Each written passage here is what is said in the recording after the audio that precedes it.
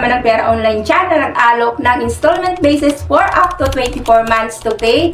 Abay, tamang-tama itong channel na napuntahan mo dahil this time nga po guys ay meron tayong isang bagong platform na kalalabas lang din yan sa Google Play Store na re-reviewin na kung saan nga po guys kung ikaw ay naghahanap ng pera para sa iyong pang-emergency na pangangailangan katulad ng gastusin araw-araw, mga bayarin sa bills, gastusin sa school needs ng mga anak mo, or even kung naghahanap nga ng capital para sa isang maliit na negosyo, abay, mukhang ito na nga naman ang sagot na maaari mo nga maging alternative way para punan yung pangangailangan mong pinansyal. Kaya naman guys, bago mo i-install ang bagong platform na ito, panoorin mo na muna ang video na ito dahil dito nga po ay sisilipin ko na muna siya para sa inyo nang makita natin kung magkano nga ba yung ina-approve nito para doon sa mga first-timer loaner, ano-ano mga deductions dito, tuwing kailan babayaran yung nahiram na pera, at kung magkano naman yung actual amount na ma-receive natin sa ating GCash account. Nang sa gayon, bago ka pa man makapag-decide na mangutang dito, at least meron ka ng idea na ganito yung sistema ng pagpapautang nila. Siyempre guys, bago tayo mag-proceed, kung bago pa lang po dito sa aking YouTube channel, please consider to subscribe na muna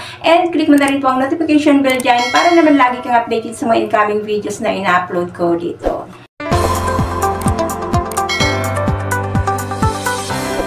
Disclaimer na muna guys, hindi ko po ito ini-endorse at hindi rin po ako dito ahente ng bagong platform na ito na si Sophie Loan Online Installment. So ano man pong makikita nyo at mapapanood sa loob ng video na ito ay base lamang po ito sa personal kong karanasan habang ako ay nag-apply. So it's up to you na po or decision nyo na po yan kung still at the end of this video ay susubukan nyo pa rin applyan. Sadya nga naman guys na maiinggan nyo kayo ditong manghiram ng pera kay Sophie Loan Online Installment dahil ito nga daw po ay easy and fast cash credit.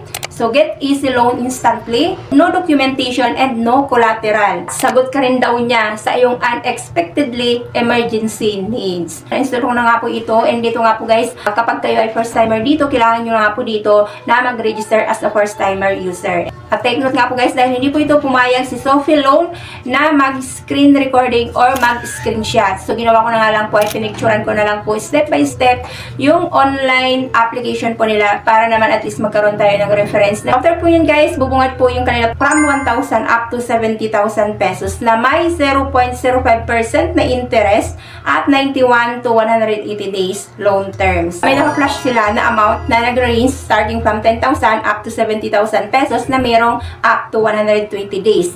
At optional naman, so makapamili kayo kung 2 months, 4 months, 6 months, 12 months, 11 months up 24 months. And then sa baba, so click nyo lamang po yung login kung meron na po kayong account dito or sign up to register. Tingnan din po kayo ng 6 digits na password.